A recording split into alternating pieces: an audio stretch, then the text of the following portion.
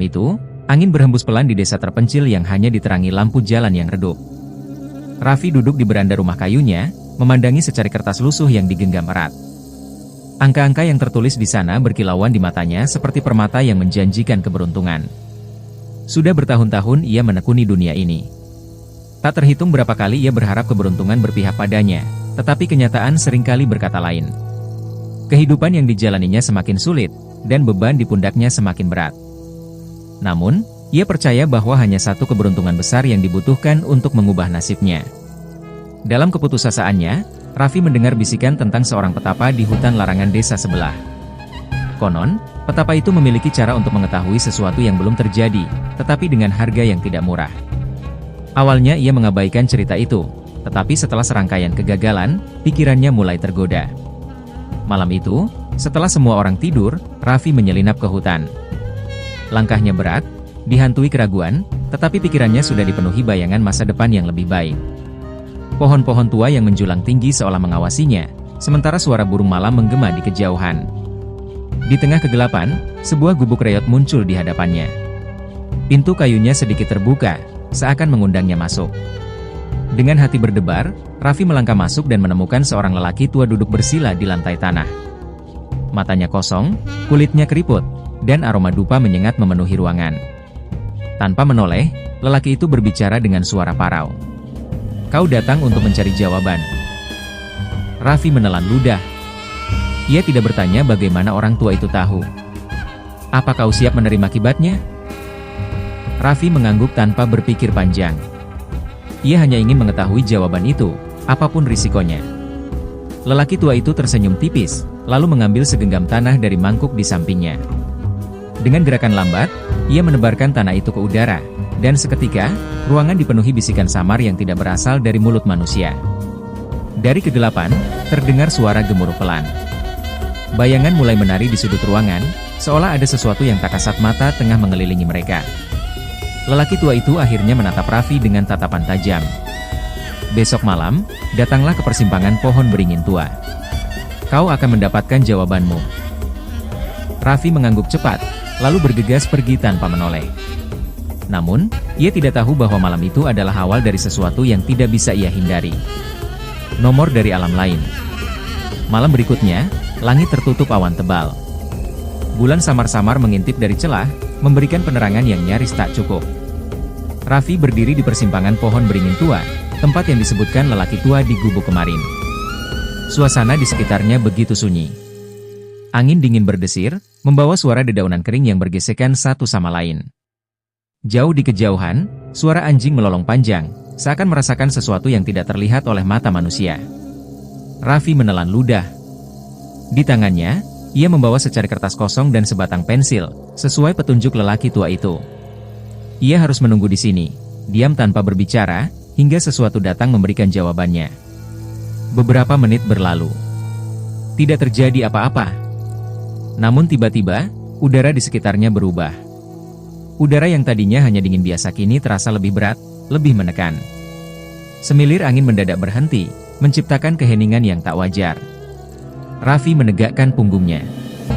Dari sudut matanya, ia melihat bayangan samar bergerak di antara pepohonan. Jantungnya berdegup kencang, tapi ia tetap diam seperti yang diperintahkan. Lalu, suara bisikan lirih terdengar. Awalnya, ia mengira itu hanya hembusan angin. Namun semakin lama, suara itu semakin jelas. Suara yang tak bisa diartikan, seperti banyak orang berbicara bersamaan dalam bahasa yang tidak ia kenali. Tangannya gemetar. Ia merasakan sesuatu yang tak kasat mata mendekat. Tanpa sadar, jari-jarinya mulai bergerak di atas kertas kosong.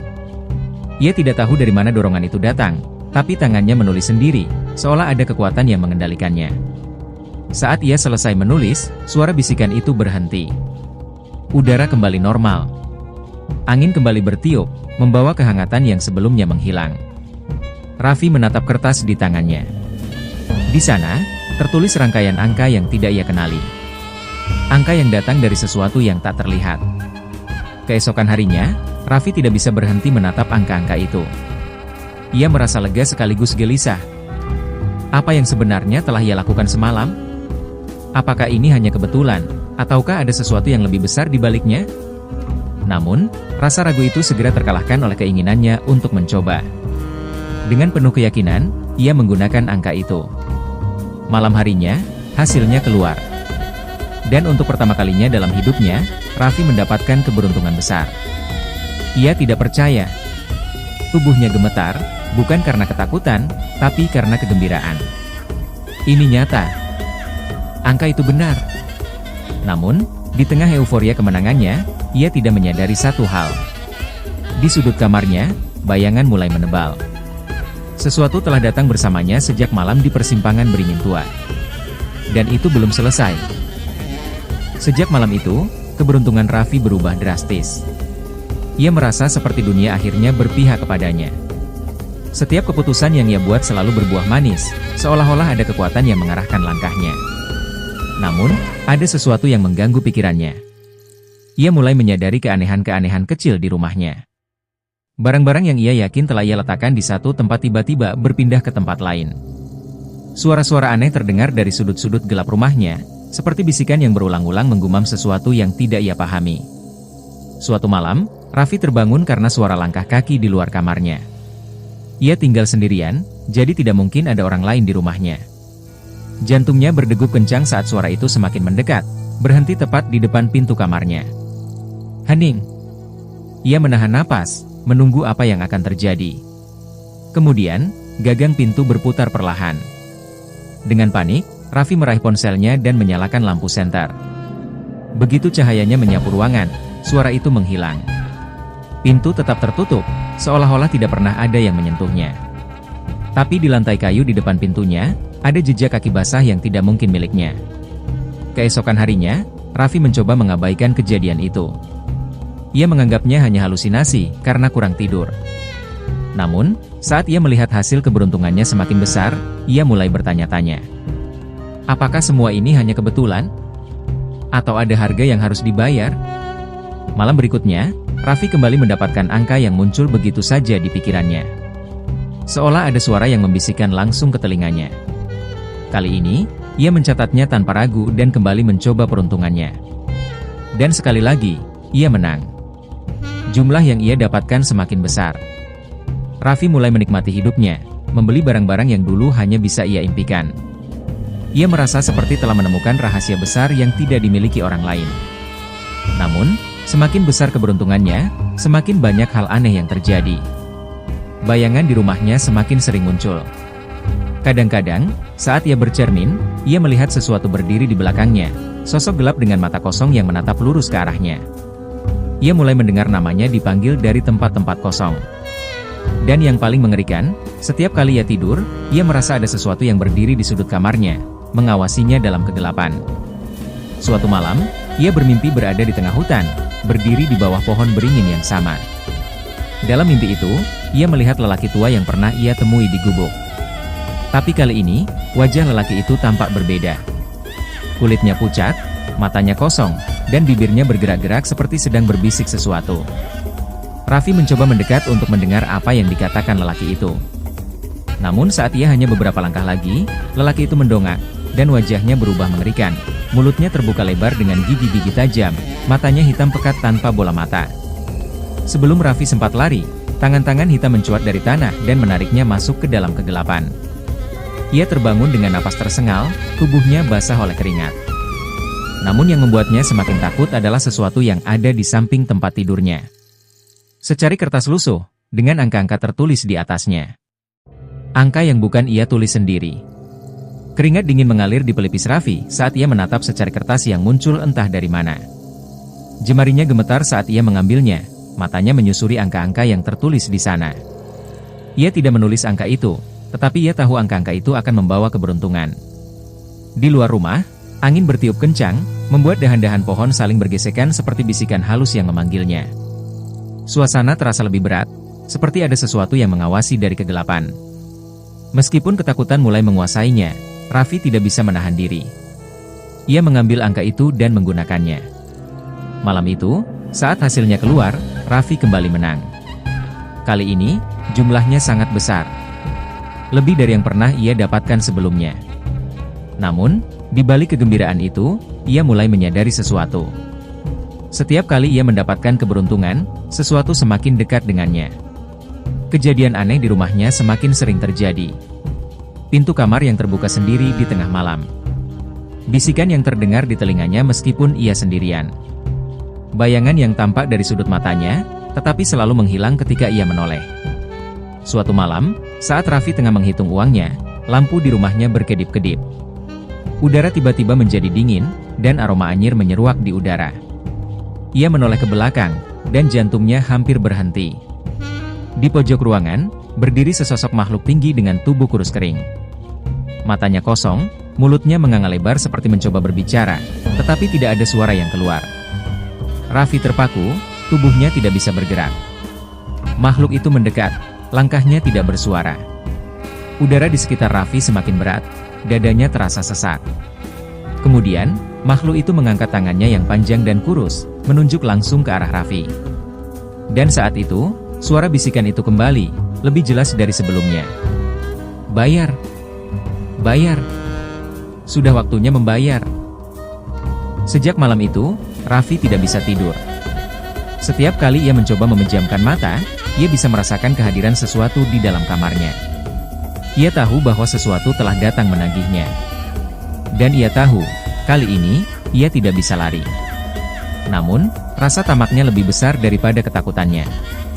Meskipun diteror oleh kehadiran makhluk itu, ia tetap menggunakan angka yang muncul di kertas-kertas lusuh yang selalu ia temukan di samping tempat tidurnya setiap pagi.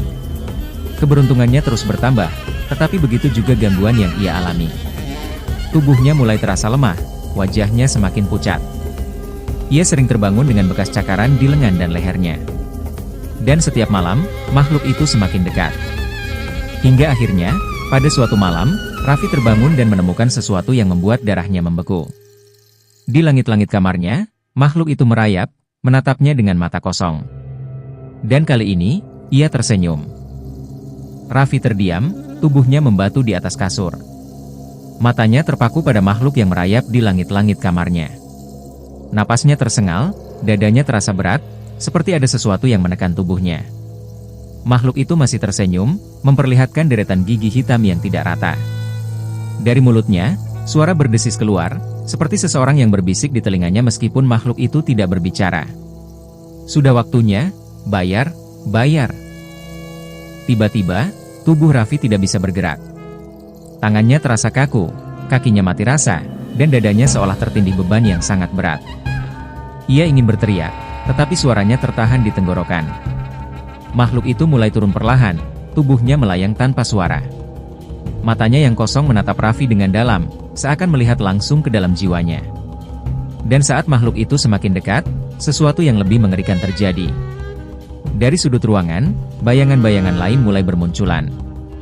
Mereka tidak memiliki bentuk jelas, hanya kabut hitam yang bergerak dan berputar, tetapi kehadiran mereka sangat nyata. Raffi ingin lari, ingin bangun dan keluar dari rumahnya. Tetapi tubuhnya tidak mau merespons. Lalu, tanpa peringatan, makhluk itu mengulurkan tangannya yang panjang dan kurus, mencengkeram wajah Raffi. Saat itulah, semuanya berubah. Raffi terbangun di sebuah tempat yang asing. Ia tidak lagi berada di kamarnya. Sekelilingnya hanyalah kegelapan yang pekat, seakan ia berada di dunia yang berbeda. Udara di sekitarnya begitu dingin, dan bau anyir menusuk hidungnya. Tiba-tiba, suara bisikan itu kembali, kali ini lebih keras, lebih nyata. Kau ingin lebih banyak? Kau ingin terus menang? Seketika, di hadapannya muncul deretan angka-angka yang melayang di udara, bercahaya dengan warna merah menyala. Angka itu berputar-putar, berubah-ubah seolah ingin dipilih. Raffi menatap angka-angka itu dengan mata membelalak. Ia tahu, jika ia memilih angka-angka itu, ia akan kembali mendapatkan keberuntungan. Akan ada lebih banyak uang, lebih banyak kemenangan. Namun, di dalam hatinya, ia juga tahu bahwa setiap angka yang ia pilih berarti ia semakin dalam terikat dengan sesuatu yang tidak ia pahami.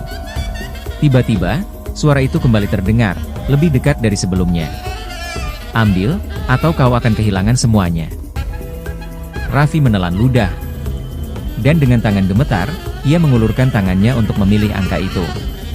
Keesokan paginya, Raffi terbangun dengan napas tersengal. Ia masih berada di tempat tidurnya, tetapi seluruh tubuhnya basah oleh keringat. Ia menoleh ke samping, dan di sana, tergeletak secari kertas lusuh.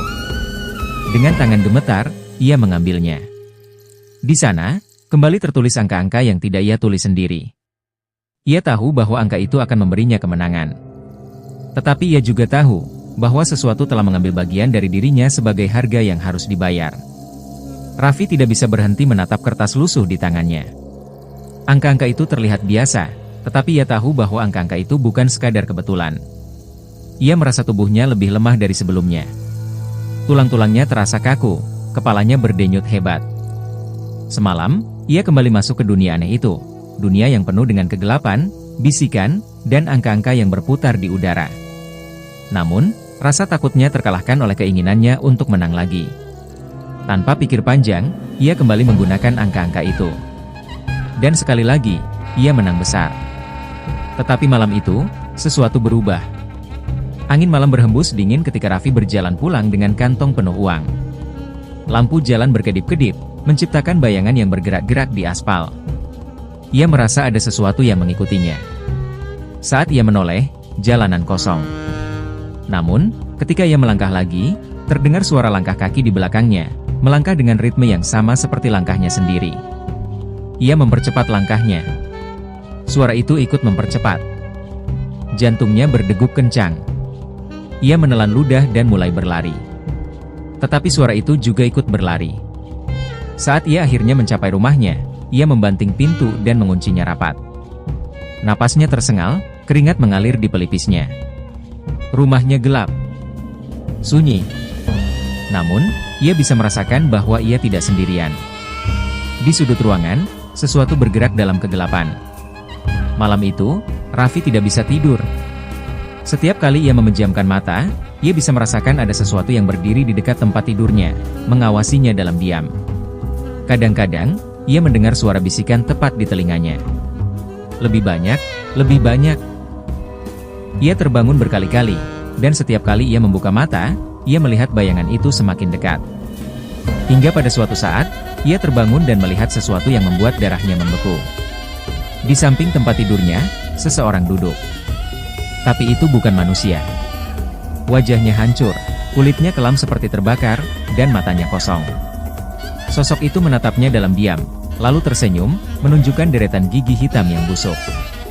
Dan sebelum Raffi sempat berteriak, sosok itu berbicara dengan suara bergetar seperti suara banyak orang berbicara dalam satu waktu. Bayar, saatnya bayar. Keesokan harinya, Raffi bangun dengan tubuh yang lebih lemah. Wajahnya pucat, matanya cekung. Ia merasa seperti ada sesuatu yang telah diambil darinya semalam. Namun, di samping tempat tidurnya, ada secari kertas lusuh lagi. Dan di kertas itu, kembali tertulis angka-angka baru. Raffi menggenggam kertas itu erat, matanya menatap kosong ke arah langit-langit. Ia sadar bahwa ia tidak bisa berhenti. Tapi ia juga tahu, bahwa semakin banyak ia menang, semakin besar sesuatu yang harus ia bayar. Dan mungkin, suatu saat nanti, yang akan diambil bukan lagi sekadar kesehatannya, tetapi jiwanya. Raffi semakin terpuruk. Tubuhnya semakin lemah, wajahnya semakin pucat. Setiap malam, ia dihantui oleh bisikan dan kehadiran makhluk-makhluk yang semakin nyata. Mereka tidak hanya mengawasi dari sudut ruangan, tetapi kini mulai menyentuhnya, meninggalkan bekas lebam dan luka-luka di tubuhnya. Namun, meski ketakutan semakin besar, ia tetap tidak bisa berhenti. Angka-angka yang muncul di kertas lusuh itu selalu benar. Setiap kali ia menggunakannya, ia menang. Uang yang ia dapatkan sudah lebih dari cukup untuk hidup mewah seumur hidup, tetapi ia tidak bisa berhenti. Karena ia tahu, jika ia berhenti, sesuatu yang lebih buruk akan terjadi. Suatu malam, ia memutuskan untuk mencari lelaki tua yang dulu memberinya petunjuk pertama kali. Ia berjalan menuju gubuk di pinggir desa, berharap bisa menemukan jawaban atau jalan keluar. Namun, saat ia tiba di sana, gubuk itu kosong. Tidak ada siapa-siapa. Hanya ada sehelai kertas lusuh yang tertempel di dinding kayu. Dengan tangan gemetar, Raffi dan membaca tulisan di sana. Sekali kau mengambil, kau tidak bisa berhenti. Jika kau berhenti, mereka akan mengambil semuanya darimu. Bayar, atau mereka akan menjemputmu. Darah Raffi membeku. Ia tidak tahu siapa yang menulis pesan itu, tetapi ia sadar bahwa ia telah terjerat dalam sesuatu yang tidak bisa ia lepaskan. Ia telah menukar sesuatu yang jauh lebih berharga daripada uang. Malam itu, Raffi tidak lagi mencoba tidur. Ia hanya duduk di sudut kamarnya, menunggu. Ia tahu bahwa malam ini adalah batasnya. Tanda-tandanya sudah jelas, lampu-lampu rumahnya berkedip-kedip, udara di dalam rumahnya semakin dingin, dan bayangan-bayangan mulai bergerak di dinding. Kemudian, ia mendengar suara langkah kaki mendekat. Perlahan, pintu kamarnya terbuka. Sosok tinggi kurus dengan wajah kosong berdiri di sana, menatapnya tanpa ekspresi. Di belakangnya, puluhan bayangan lain bergerak, mengisi setiap sudut ruangan. Mereka datang menjemputnya. Tidak ada teriakan. Tidak ada perlawanan. Hanya suara bisikan yang terus mengulang satu kata. Bayar. Dan kemudian, semuanya menjadi gelap. Pagi harinya, rumah Raffi ditemukan dalam keadaan kosong. Uang dan barang-barangnya masih ada, tetapi Raffi tidak ditemukan dimanapun. Tidak ada tanda-tanda perlawanan, tidak ada jejak kepergiannya. Hanya satu hal yang tersisa di atas meja di kamarnya, secari kertas lusuh dengan serangkaian angka yang tertulis di atasnya. Angka-angka yang akan membawa keberuntungan bagi siapa saja yang menemukannya. Tetapi juga membawa sesuatu yang jauh lebih buruk. Keberuntungan memang menggoda, tapi seringkali ia datang dengan harga yang tak terlihat. Kadang kita terlena oleh janji-janji kemudahan, namun yang sejati adalah kekuatan untuk menahan diri. Ingatlah, bahwa apa yang kita ambil dalam hidup, bisa jadi akan mempengaruhi lebih dari sekadar diri kita sendiri. Jangan biarkan keserakahan mengaburkan pandangan kita terhadap apa yang benar-benar berharga. Terima kasih telah menyaksikan, dan ingatlah, setiap keputusan yang kita ambil, meskipun terlihat kecil, bisa membawa dampak besar dalam hidup kita. Sampai jumpa di cerita berikutnya.